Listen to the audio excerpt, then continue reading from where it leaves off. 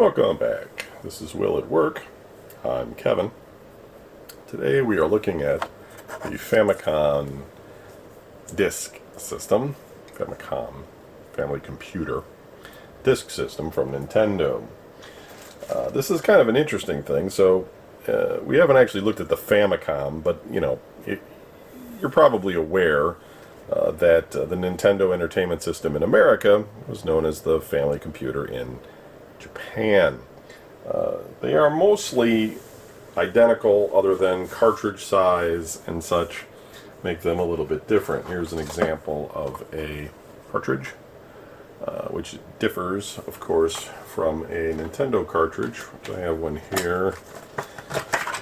So an NES cartridge versus a Famicom cartridge, but for the most part, plastic or otherwise, they're identical.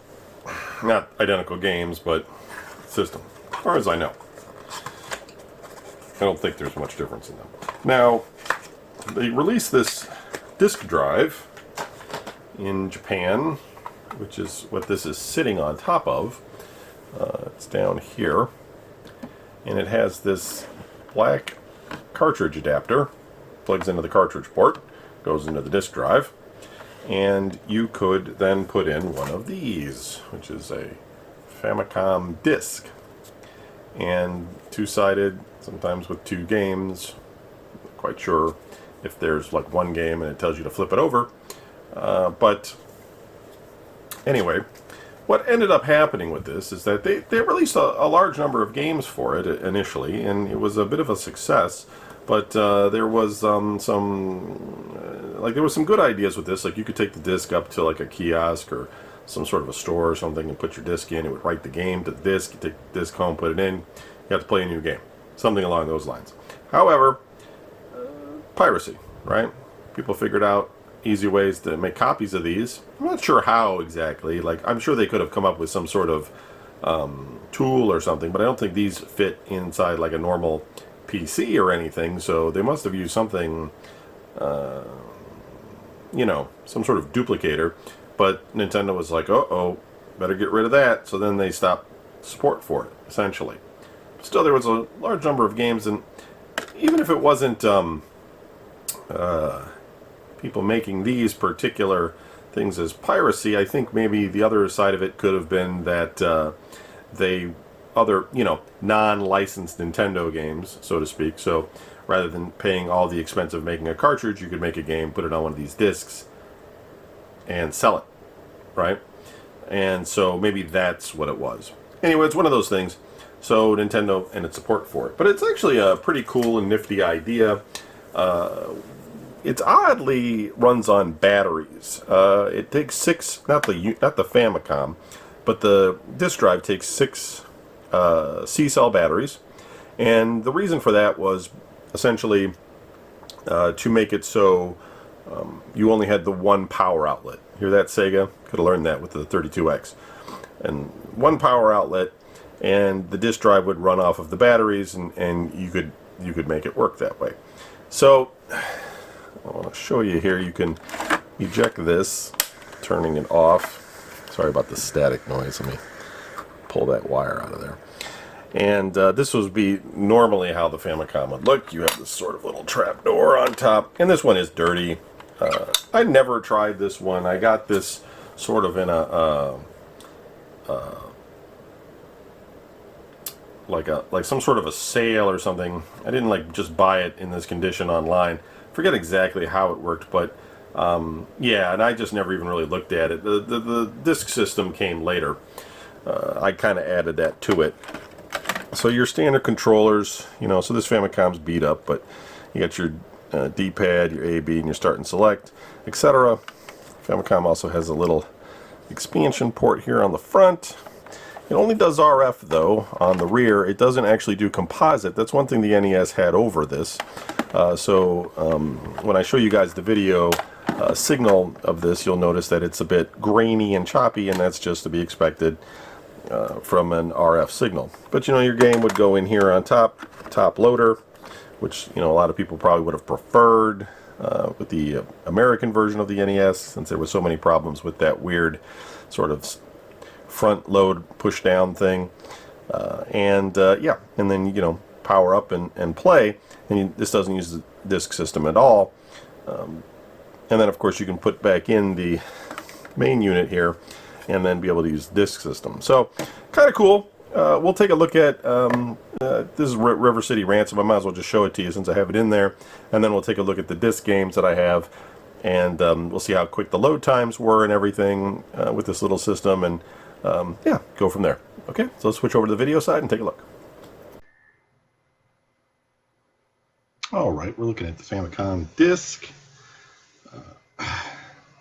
Going to put in the disk. We'll see how long these load times are. I think it normally loads both sides of a disk, so we'll see how this works and if any of these disks are any good. I've placed one in.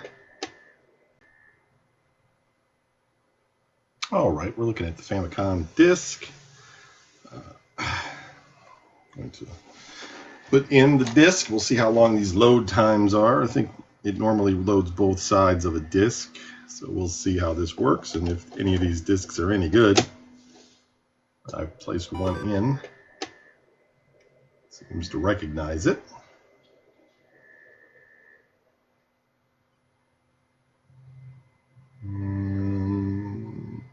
Looks like that was pretty quick.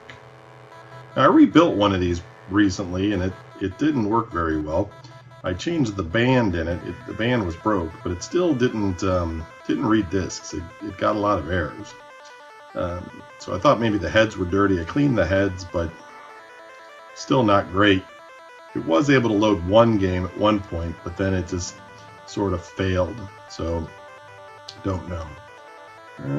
So this looks like, yeah, if my Japanese is right, this is no, I don't know what it is. But anyway,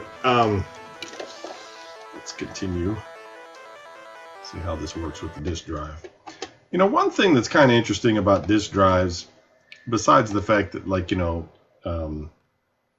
they were read-write, is that with some games you can level 12. Jesus Christ! Really?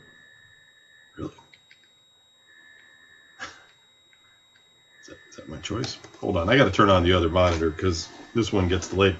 But yeah, for instance, like on the Commodore 64, they had tape drive in the early days, and how that worked was kind of how this worked. You would put a tape in, and it would load the game. Now, it took a long time to load a game, 15 minutes at some point, just to get a game to fully load into memory. It was really slow. But when they had the disk drive, it was quicker. And all right, well, I can't move up or down or pick anything with this controller. Let me try the other controller just to see if that does anything. No. All right. I'll just hit start. I don't know what else to do. And now the disk drive's loading again. So the main difference between like the disk drive though and the tape drive was the fact that like the tape drive, while you could save stuff to it by pressing record and play, it didn't have the ability to pull data off of the drive as needed like a disk drive does. So a disk drive, you could be playing a game and it could be constantly like searching and streaming new data, just like CDs and everything do now. So it's one of the weaker parts of tape. It was like an all or nothing kind of thing. B. Oh, I think that's saying insert side B. That's my guess. Let's pop the disk out, flip it over, put it in. I'm amazed that it asked for a side B because it barely loaded anything off of side A. Not sure how much data these disks hold, but I would imagine it probably at least a megabyte or two.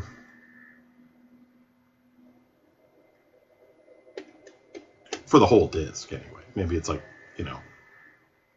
720 or 880 or something on each side. Okay. All right, so this looks like some sort of RPG. I mean, you might know what this is if you're a Nintendo fan. I couldn't tell you. Looks like I'm basically playing somebody else's game. It's like somebody had already started this. Okay, so we get the kind of gist on this one. Let's shut the power off. Take that one out. I know it would help if I knew what these were. This is by Square. And I could get the translation software out, but I was mostly just interested in seeing if I can get these to work. After spending so much time with the ones that didn't work,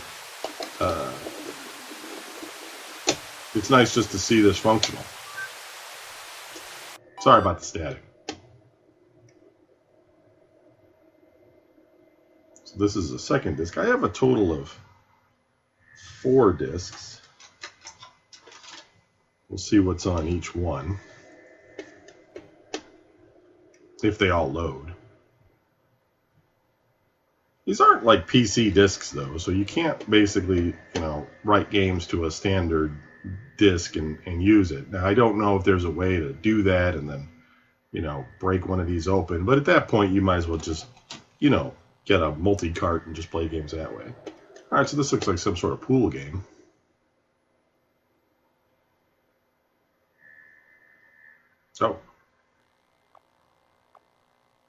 Oh, okay. What the hell's going on here? Carrying like a pool stick. It kind of looks like he's got a gun, though, This is like a full motion video segment in the 8-bit era. Konami Hustlers Club. All right. That works really slow. I always kind of like stuff like this. I mean,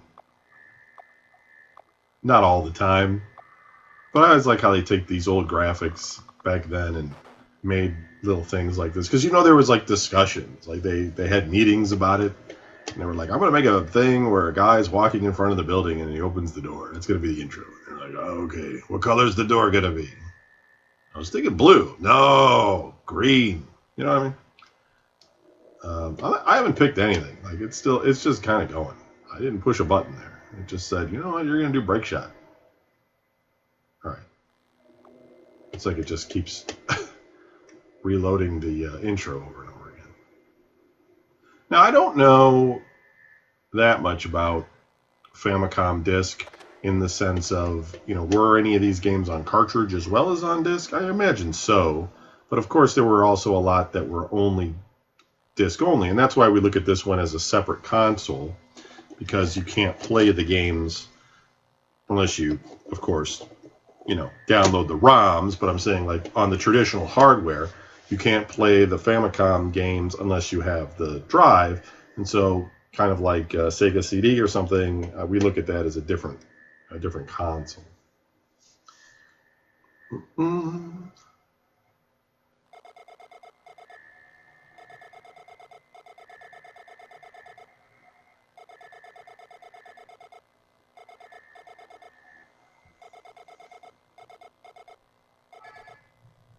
Whatever.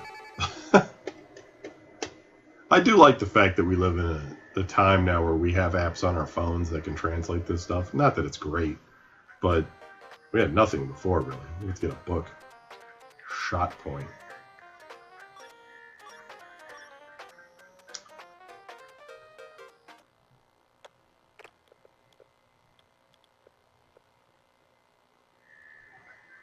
I mean, not a terrible looking pool game for an 8-bit game, right?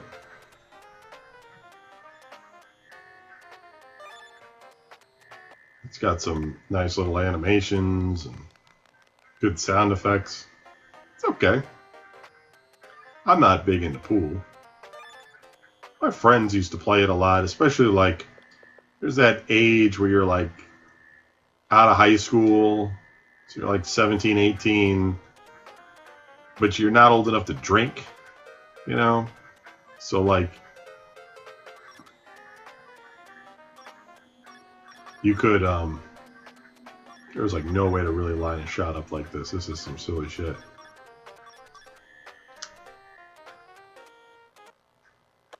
So you could like really very few things to do, and one of the things that was sort of people would do is they could go to the pool hall All right, let's lose this one.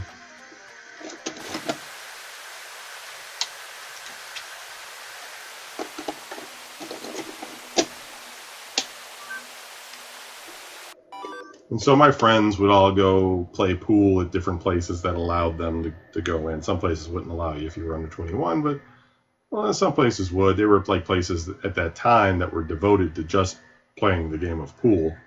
I don't think that's around anymore. Okay. I think this is the soccer game. Yeah, this is soccer. We don't need to look at this. I know this one works.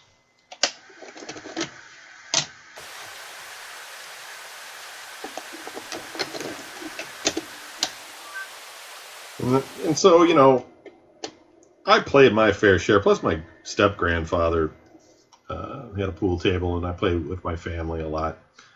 So I can play enough pool to at least not be terrible.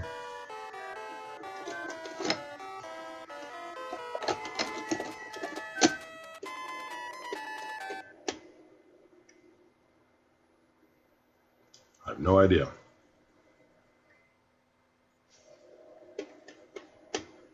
Now, the screen is all fuzzy, and that's just because we're coming through RF. The family computer from Nintendo didn't have a composite out like the NES did. So it came out earlier. Maybe later editions or something included the composite. I don't know. This is kind of weird. This is like Mahjong.